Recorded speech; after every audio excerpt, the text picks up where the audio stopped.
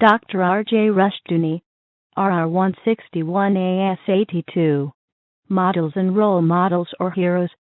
From the Easy Chair, excellent colloquies on various subjects.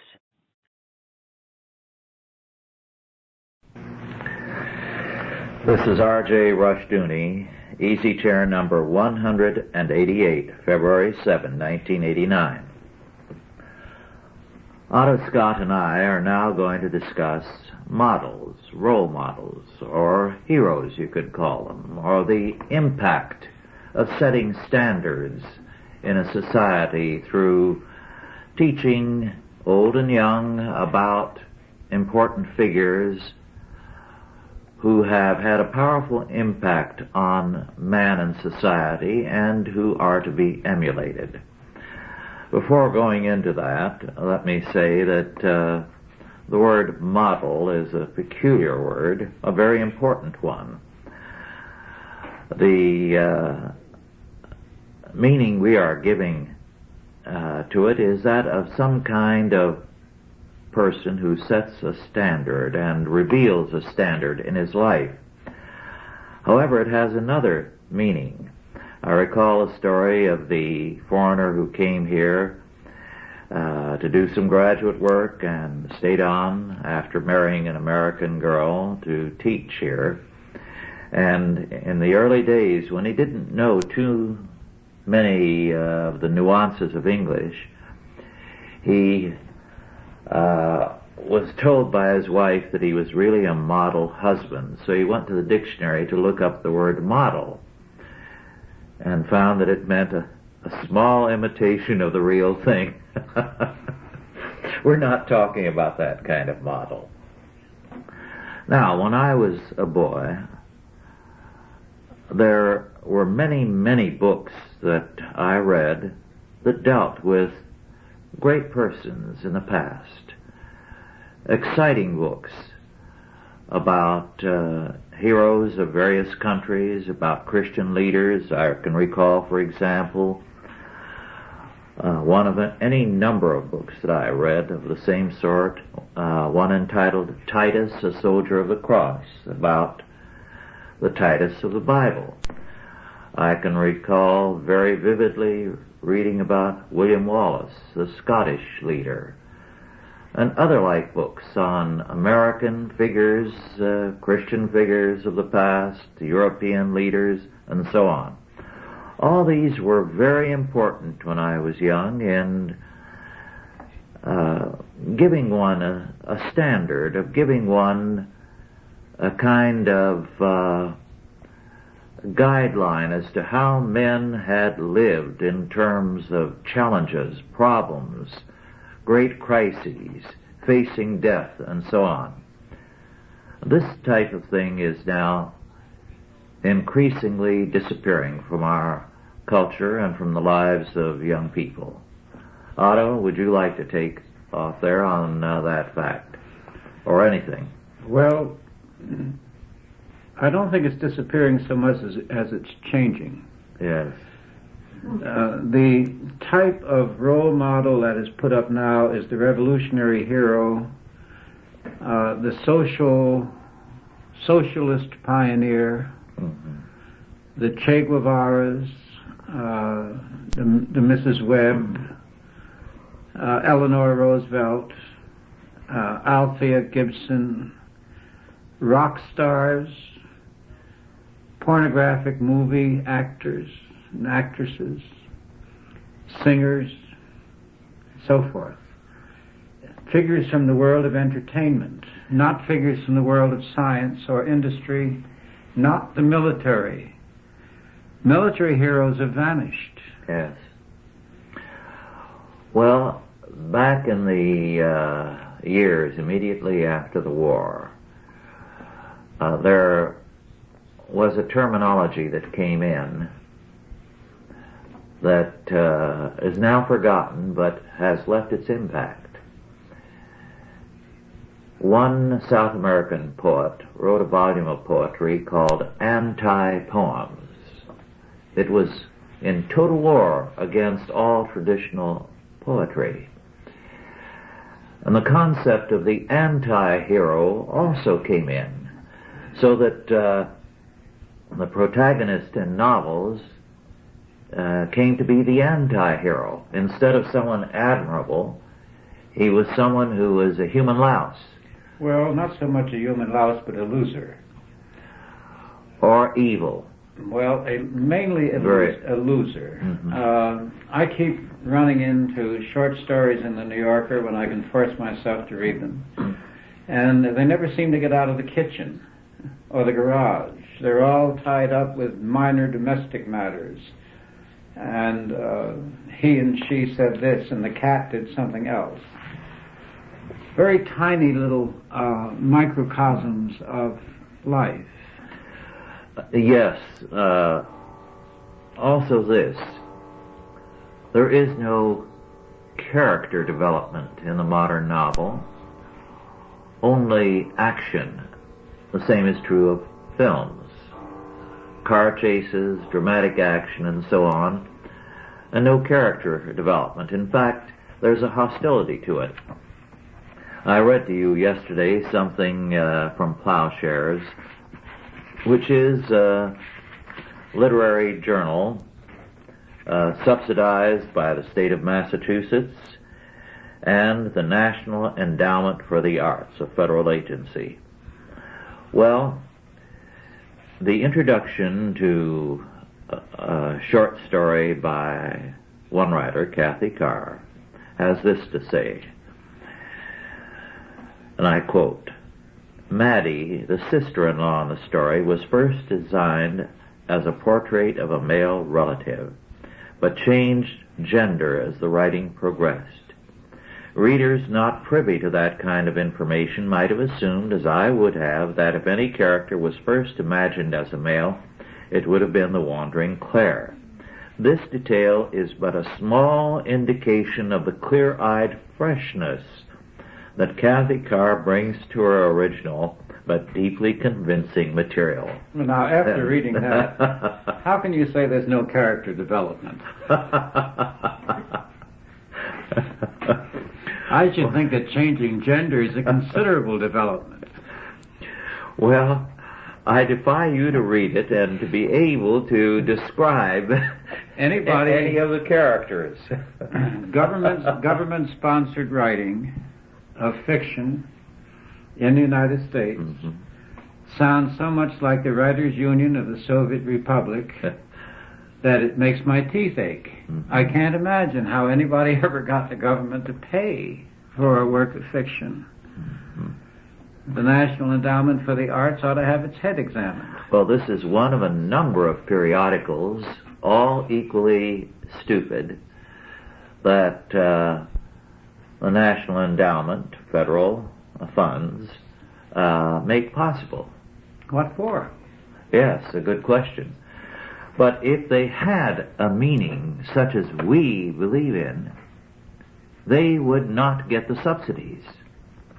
They wouldn't subsidize a Christian writer, to make a Christian point, because that would be what? Violating the First Amendment? Yes, it's the anti-hero, the anti-poem, the anti-traditional story that appeals. The term anti-hero really began, I think, I'm not too sure about it, but I really think it began as the protagonist who was against tradition and against the traditional role of the hero.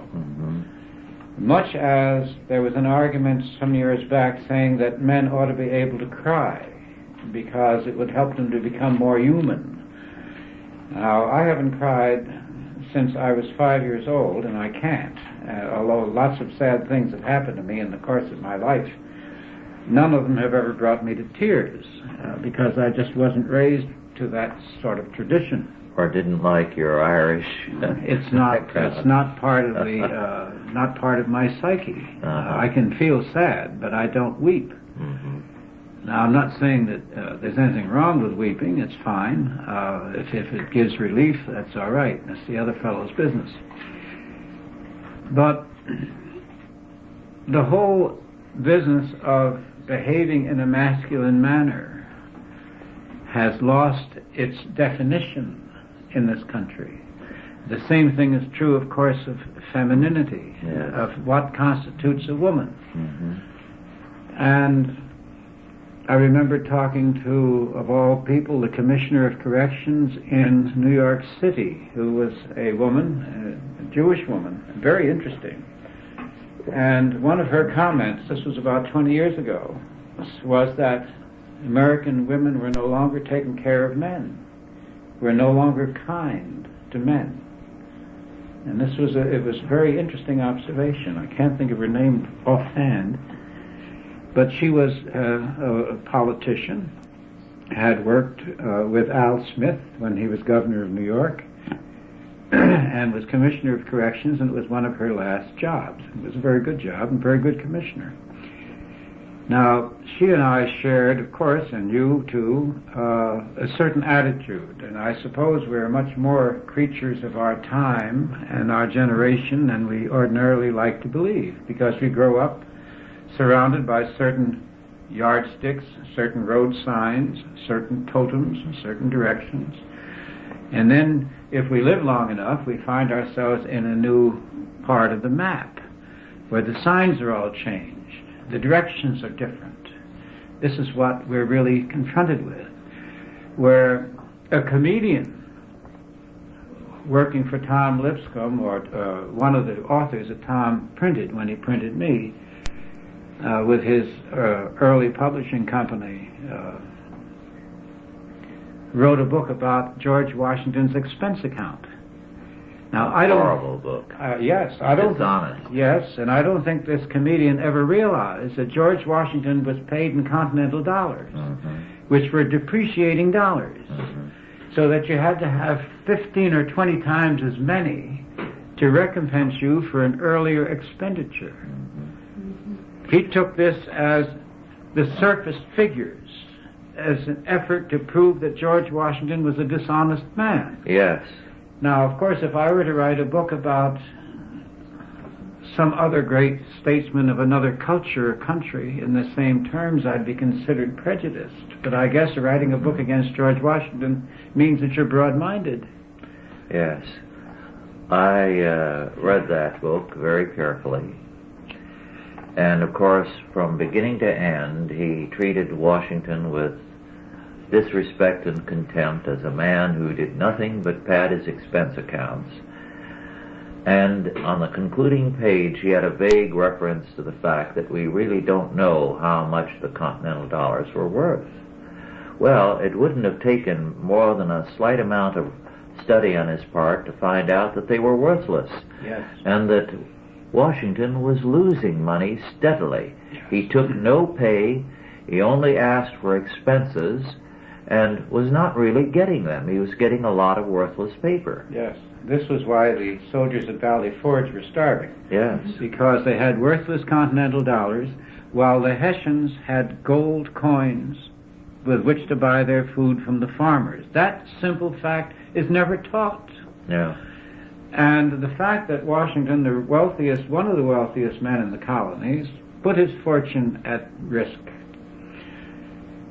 was totally ignored. The things that are ignored in this area is very interesting. When you and I were in England together, I picked up one of the English papers and I saw a description in there of our Stars and Stripes, which came from the coat of arms of the Washington family in Britain. It didn't come from Barbara Fritchie at all. I mean, Betsy Ross. Betsy Ross. Yes. Yes. No, it didn't. So, but Washington remains a vague figure in this century. In the 19th century, he was held very high. Yes, and everything is done to try to show that he was really not a Christian. Nothing said about the fact that he normally refused to receive visitors on Sundays and gave himself to prayer and some fasting, or that he had a standing order as commander both in the French and Indian War and the War of Independence, that any man who took the Lord's name in vain was to receive 40 lashes, because the American troops needed the Lord's blessing, not His judgment. Well, now that was the city ordinance and the town ordinance all through the United States up to the 1840s. The gold rush broke the pattern.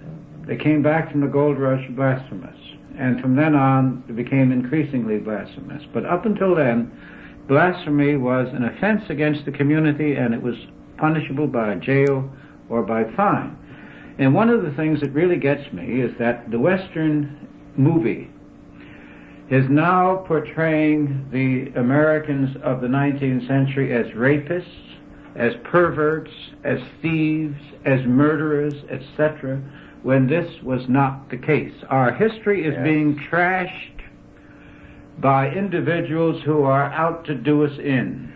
Yes, there was an interesting thing written some time back by one man who was very knowledgeable on the history of the West. And it was about High Noon, Gary Cooper and High Noon, and how everyone deserted him. No one would stand against him, against the three killers who were coming back to get him. And he said that was a modern story applying to our time, because in that time every good man in the community would have been there with his gun. And a rope. Yes. And he said, we have falsified the history of the past by projecting our own immoral and cowardly perspectives on people of the last century. Well, it's very true. And if you look at the daguerreotypes of the faces of the last century, you'll notice a difference in the face. Yes. They look differently than the men of today. Yes. When we make a Western movie today, the actors do not look as they did a century or more ago. Their faces are too soft, or else their faces are too lined and corrupt. They don't have that clean, raw-boned look. That look that my grandfather McGivney had, that I remember from my early childhood. He worked in the brickyards. They made brick. He worked very hard, and there wasn't any spare flesh on him. Well, the West, as you see it in the films and on television, is nothing like the real West. They talk about Dodge City and write about it, and Abilene and Tombstone, as though these were wild cities that continued wild indefinitely. They were rarely the wild cities depicted for more than a year, because by the end of that time, the churches, with the women and the businessmen, had cleaned up the city and compelled the hoodlums to leave. And the clergy, and the judge, and the law, even the law west of the Pecos, Judge Roy Bean, that they make so much fun about, was law. Men were hanged. Yes. For crime. The only place where you had a continuing problem was in one or two places, notably San Francisco, where you had a port city, and with the wealth you had the Sydney Ducks, a particularly vicious group, coming in, and Seattle for a time, both places as a jumping off point for the gold rush in Alaska.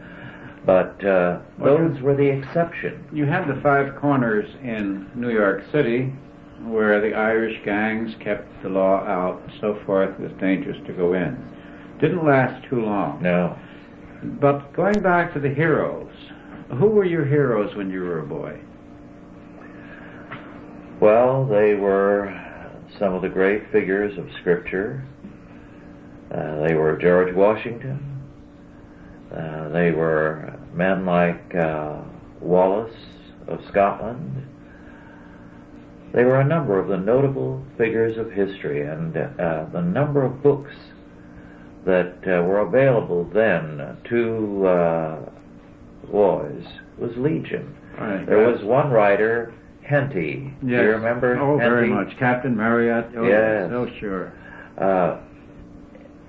his books were marvelous in that for a generation or more they had a profound effect on boys. Well, we had all English literature, if you recall. Oh, yeah. And the great heroes of the British Isles, Sir Walter Raleigh and the rest. And when I go by used to go by and see a handful of adolescents crooning together on a corner today, I know that their heroes are rock stars. Yes. What a difference. What a difference. We read about West Point. Yes. We read about people who gave their lives for their country. Well, I read, and others that I went to school with, it was nothing exceptional. Book after book by Sir Walter Scott, James Fenimore Cooper, and a number of other writers. Of course, also Washington Irving. Yes, I like The Spy and the others. Well, we read the same books. You and I have gone through this. And Dickens, of course. We read the same books, and Dickens was interesting because he had villains and he had heroes. Yes. And the English are unique in this sense, that they managed to keep their villains human even while being villainous. Mm-hmm. In grade school, I also read, in fact, we studied Shakespeare. Yes. I don't know whether they study Shakespeare anymore. I doubt it. We studied, I remember, The Merchant of Venice, and several others. I used to know long passages of Macbeth by heart, and also Julius Caesar. Well, of course, that brings in Plutarch and in our time, Churchill assumed heroic stature. Yes. And yet, I can think of very few other figures. There has been a steady diminution, a steady shrinkage. Yes. There's almost an argument now that there is no such thing as a hero, because the most modern biographies now delve into the sexual side of the subject. Mm-hmm. This is the only thing they've got to add.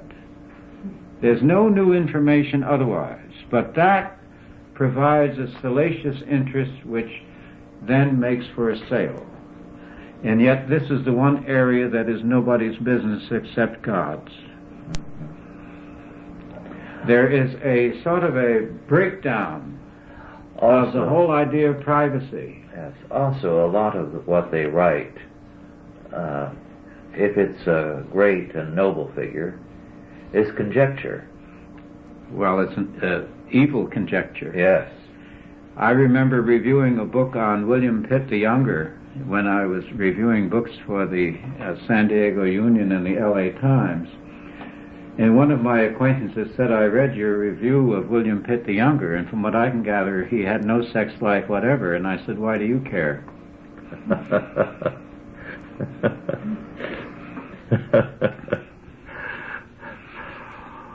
Well, we live in an age when even the sex life of the earthworm is the subject of monographs. Apparently so.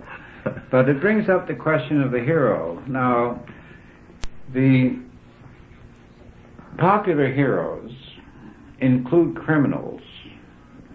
Turpin, the highwayman of England, for instance. Billy the Kid. And Billy the Kid here. Yes. And Dillinger. Yes. Was a hero to many when he was alive, and Pretty Boy Floyd. The gangsters of the 30s were portrayed in the films as heroes. Remember the William G. Robinson, Edward, whatever his name was, I've forgotten now, in Little Caesar. Well, one of the most popular films of the 30s was 42nd Street, and the theme song had a line in it, there side by side, well, something about where the elite and the underworld meet. That was glorified because it was something marvelous and democratic in that the elite and the criminal element were meeting there in the nightlife of 42nd Street? Well, of course, this then moved into something else. It moved into in the post-war period, post-World War II period, it moved into the revolutionists as heroes. Yes. Che Guevara, Castro, Mao Zedong, Zhu Enlai, Lenin, of course, for many, long before that. And I suppose for some, Danny Ortega and the Sandinistas. Yes. Power at the end of a gun, or the terrorist groups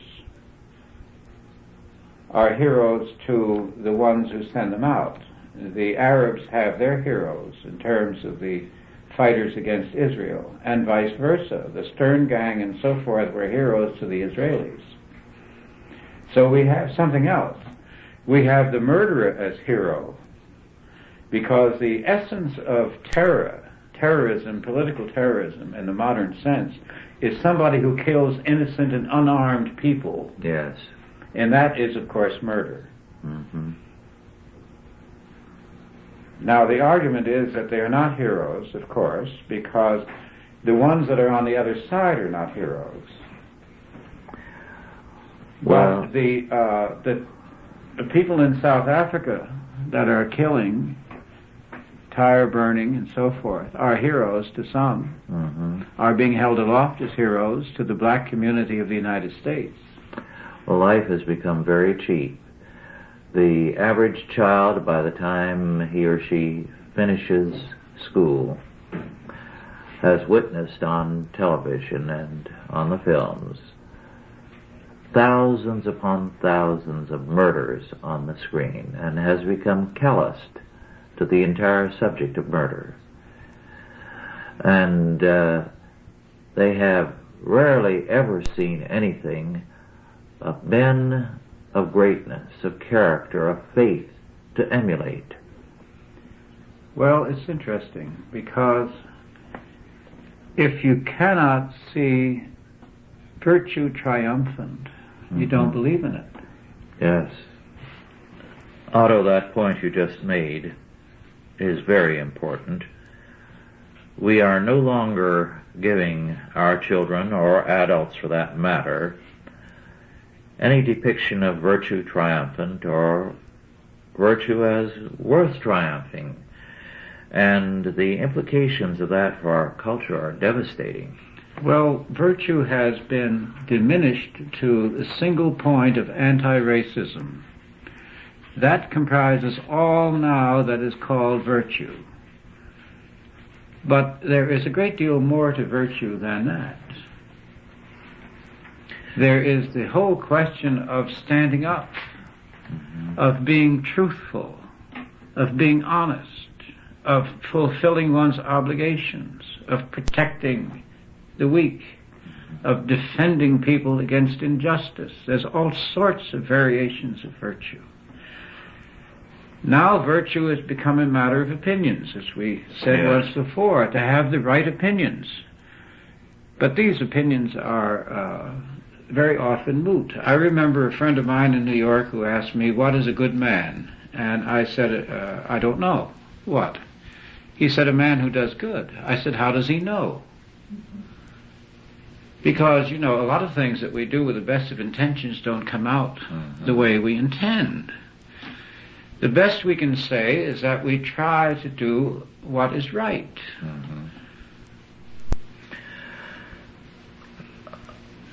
A few years ago, an educator in New Jersey dealt with the subject of role models in education. And he referred to the book which throughout the 70s was very influential and used in high schools across the country, The Naked Ape. Yes. And he said, we have given our youth the worst possible role model. We have told them that they are a naked ape, essentially. And should we be surprised at the way they have acted? Of course, evolution has done that. It in effect denies the nature of man as a creation of God.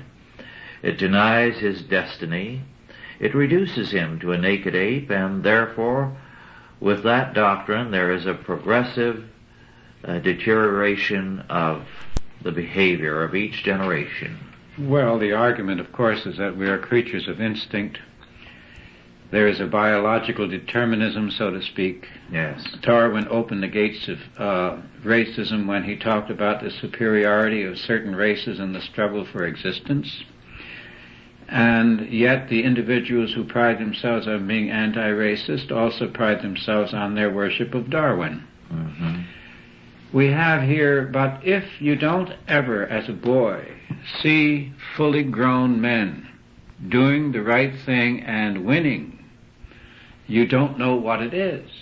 I think of the children in the inner city whose role models are pimps and drug dealers and robbers and muggers. Yes. Like the fellow in the pool hall who talks about a big score and doesn't realize that it's the man sitting in the bank who is making the money, the man who is sitting at the top of a corporation that he has struggled for many years to attain to, who is making the money. That honesty not only pays, but it pays tremendous dividends. Mm-hmm. This is never said. No. We have movies now, The Pink Panther, which is a very funny movie, of course, but there's no moral. Mm-hmm. If there's no moral, there's no purpose. Mm-hmm. And if there's no purpose, then you're at the mercy of the wind. Yes. Well, if there's no purpose in the universe for these people, how can they have purpose in their novels, stories, poems, films, or anything? Well, there seem to be writing for the idea of convincing you that this is hell.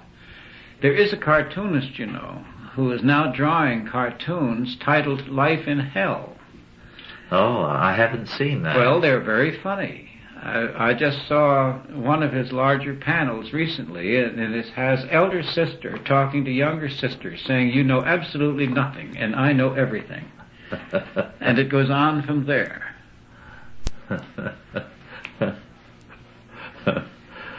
Now, this is a complete switch. Yes.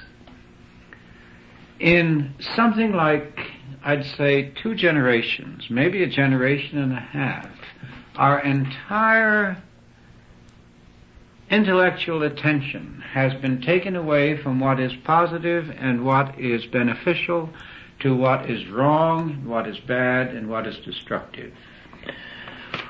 Well, one of the things that Darwinism did was to overthrow the old Christian concept of the ultimate harmony of all interests, because God created all things, and all things are going to serve His purpose.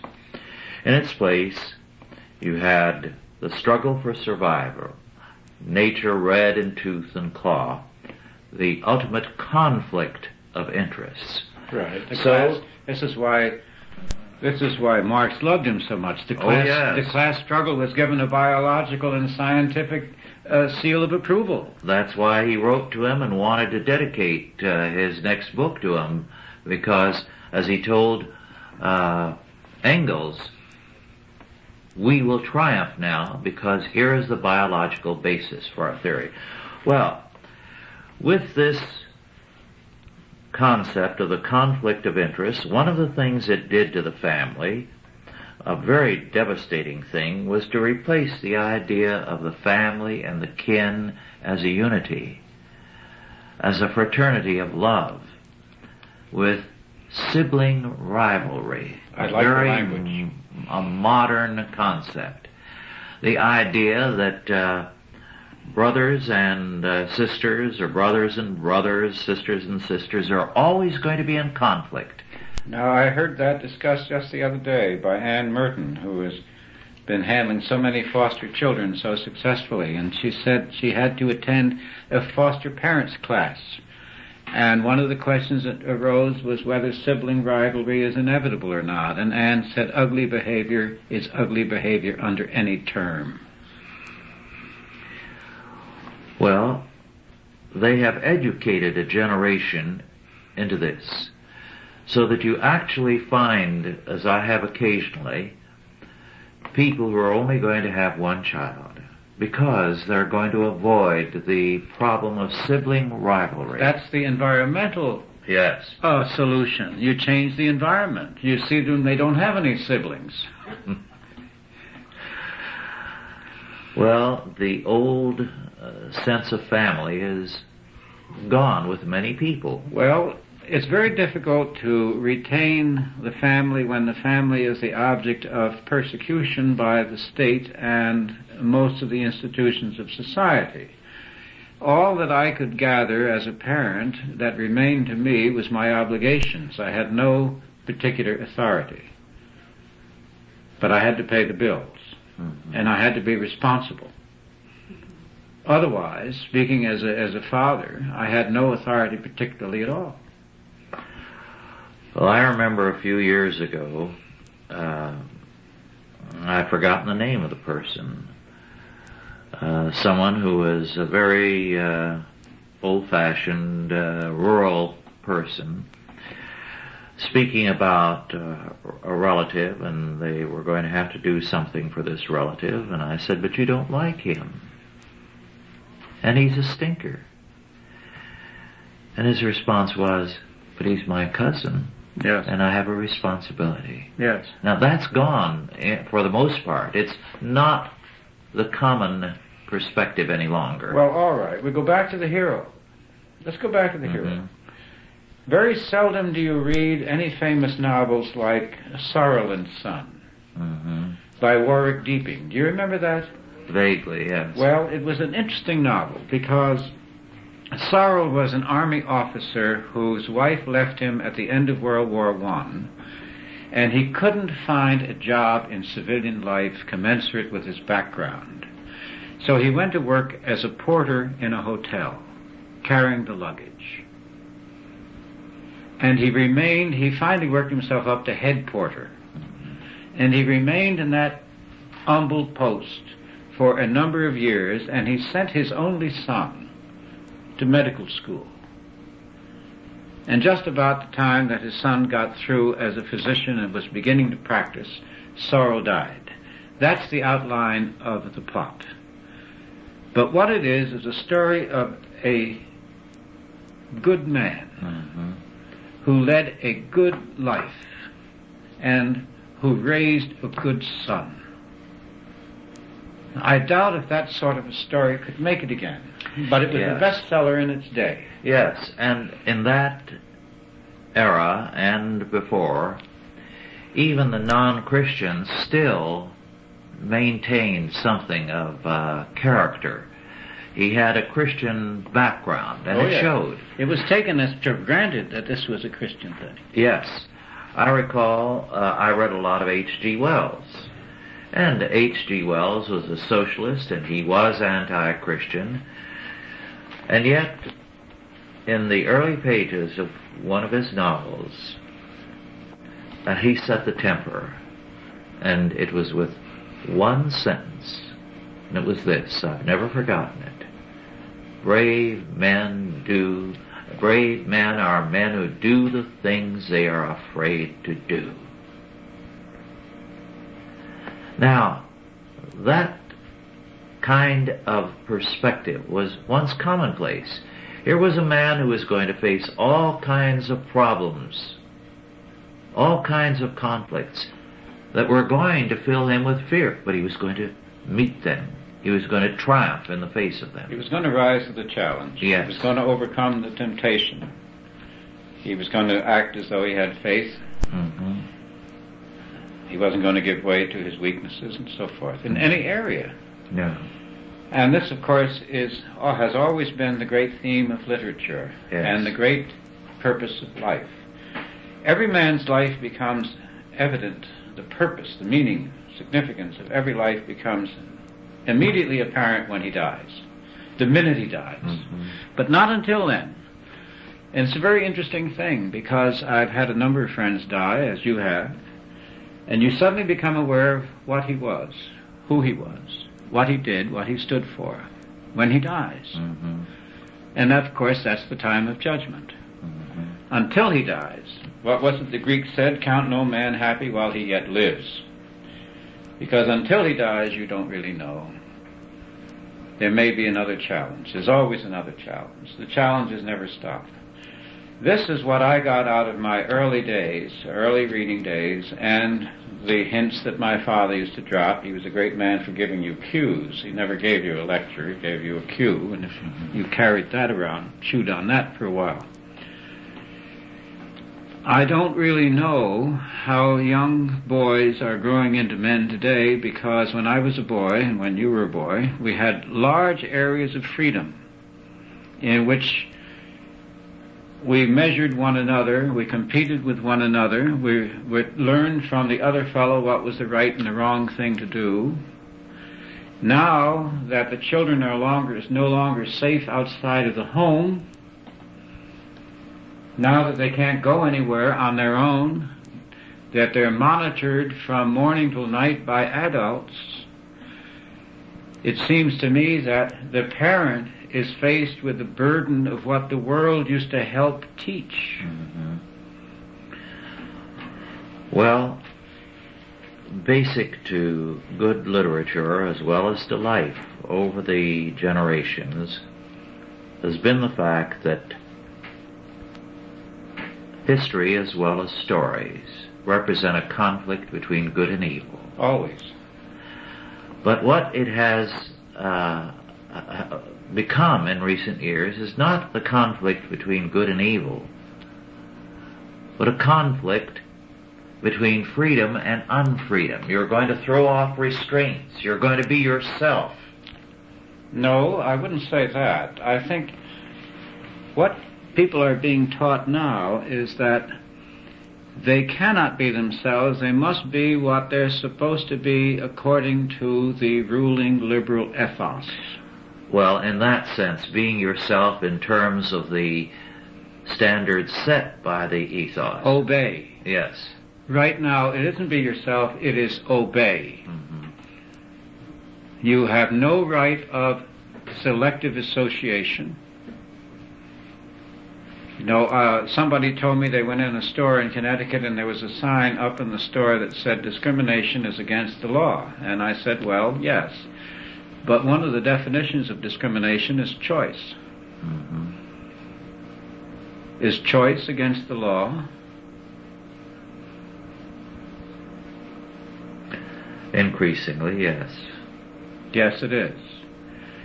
So we have something else. We don't have freedom. Freedom is a word that I think has been dropped from the lexicon. Only in the sense of freedom from morality, freedom from the past, freedom from Christianity. Well, you're free of Christianity. Well, of course, you're always free of Christianity if you wanted to be. The church never pursued you. Well, they mean by freedom that you're spared the sight of a crash at Christmas, spared the hearing of carols, spared hearing church bells because they're banned in some communities. Noise pollution. Yes. Spared any number of things that might confront you with the faith. Well, of course, I suppose one of the things about the hero, now we have ethnic heroes at the expense of more traditional heroes. Yes. Is this a form of racism? It is, I believe. The fact that someone like Dr. George Washington Carver is forgotten now, whereas not too many years ago there were books for children and adults about him. Yes. And about all his remarkable contributions. But he was not interested in the civil rights revolution. He was effecting his own revolution. So Martin Luther King is now the hero. Well, his holiday is celebrated, and Washington's is not. No. Washington's birthday is not celebrated today. We have President's Day instead. Mm-hmm. But we have a separate day for Martin Luther King, so he has displaced George Washington as an American hero. Mm-hmm. By act of Congress, not by popular demand. Well, of course, the matter was not put to a vote. Mm-hmm. Well, there is no real enthusiasm. The media promotes it heavily every year. But I've never seen, either on the part of liberals or conservatives, of course, any real enthusiasm for Martin Luther King's Day. There's a sort of a flatness that is emerging here. Yes. Something like that it was one of the commissars in Russia who decided that the country could not live without a religion. Mm-hmm. And therefore he decided to make a religion out of communism and a god out of Lenin. Mm-hmm. And he organized this around Lenin's death, around Lenin's tomb, around the mummy that they created of Lenin's cadaver. And then the banners going down the street on May Day and so forth, carrying the great icons of the revolutionary gods. And it lasted for quite a while. I don't know how it's doing today, but they had almost around-the-clock pilgrimages to Lenin's tomb. Well, years ago, before World War II, there were certain holidays that had community observances that were very important, and you just felt that it was morally wrong not to turn out. They were Memorial Day, the 4th of July, and of course the parades, the public observances, the religious activities on those days were considerable. And Arbor Day was another day when you thought about the future. In those days, the planting of trees was a national thing on Arbor Day. Well, today we talk a great deal about conservation, but it's talk. Arbor Day was a practical thing. So there have been dramatic changes. We have become an era where paper affirmations have replaced the living realities.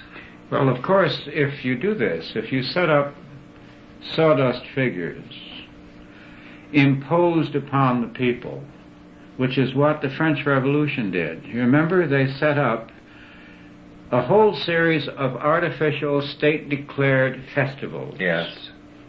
The Festival of the Harvest and the Festival of other things. They had very fancy poetic names, culminating in the great festival to the Supreme Being headed by Robespierre.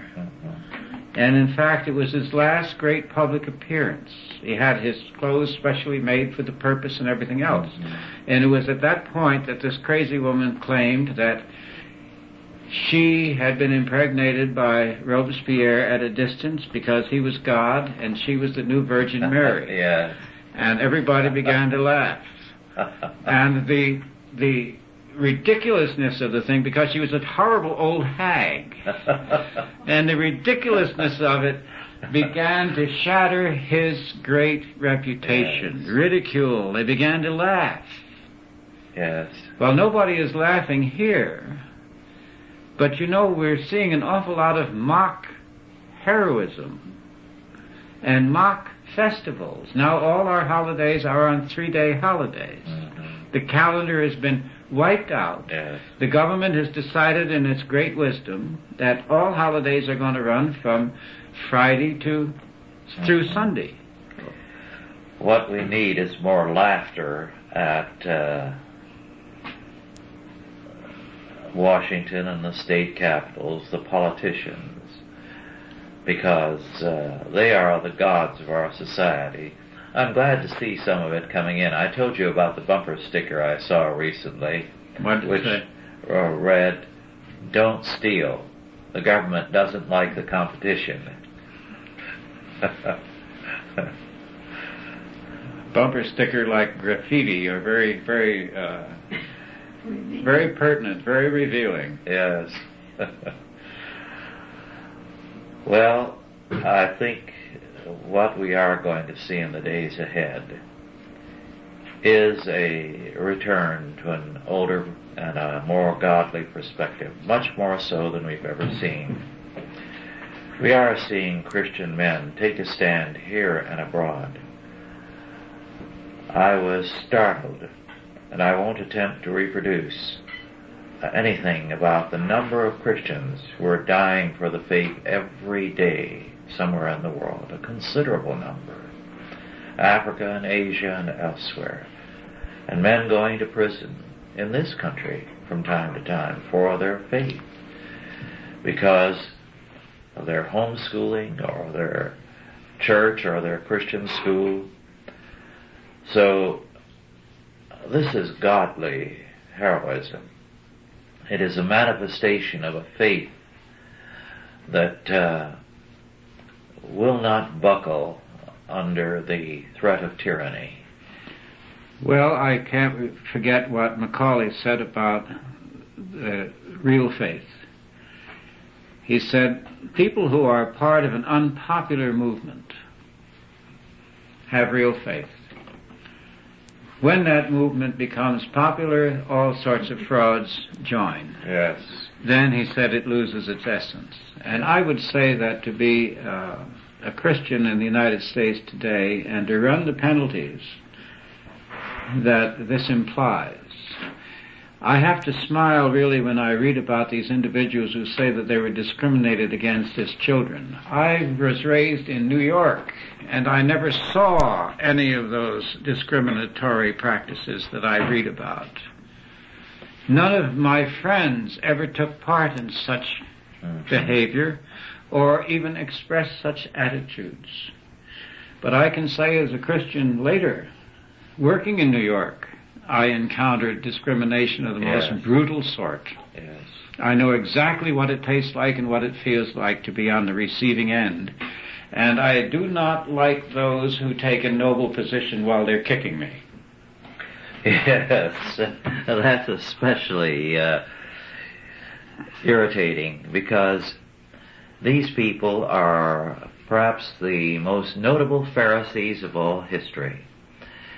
They hold a position which is pure verbalism and which rules out of court anyone who dissents with them. They are the truth incarnate, and their position represents virtue. Well, our time is nearing an end. Do you have a final statement, Otto, before we conclude? Well, I'd say that since we started with heroism and role models, there's lots of heroes in the Christian side of the fence.